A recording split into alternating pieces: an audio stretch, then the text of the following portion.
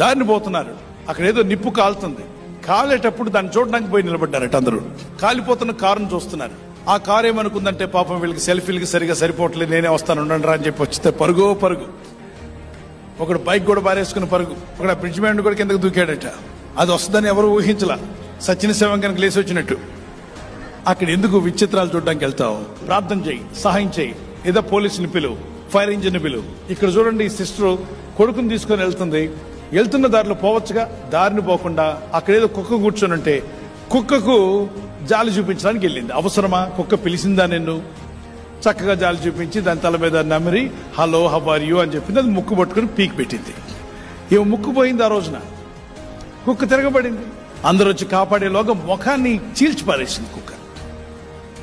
ఆమె లబో దిబోమని ఏడ్చి కేకలు, అరుపులు. ఎక్కడో పడుకున్న కుక్కని వెళ్ళి నమరాలా?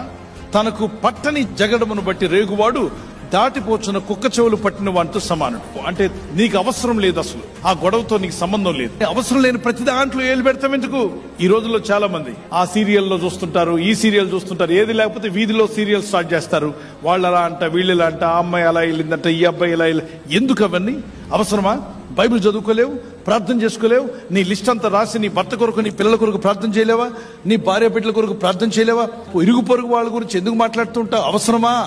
మేలైతే మాట్లాడు, సహాయం అయితే పర్వాలేదు, కానీ వేస్ట్ మాటలన్నీ మాట్లాడుతూ సమయాన్ని వృధా చేస్తున్నావా? పొరుగు వారి విషయంలో వేలు పెట్టడానికి ప్రయత్నం చేయకు. ఫోకస్ గా ఉండమంటున్నాడు దేవుడు. ప్రార్థించి దేవుని మీద ఆధారపడడానికి ప్రయత్నం చేయి.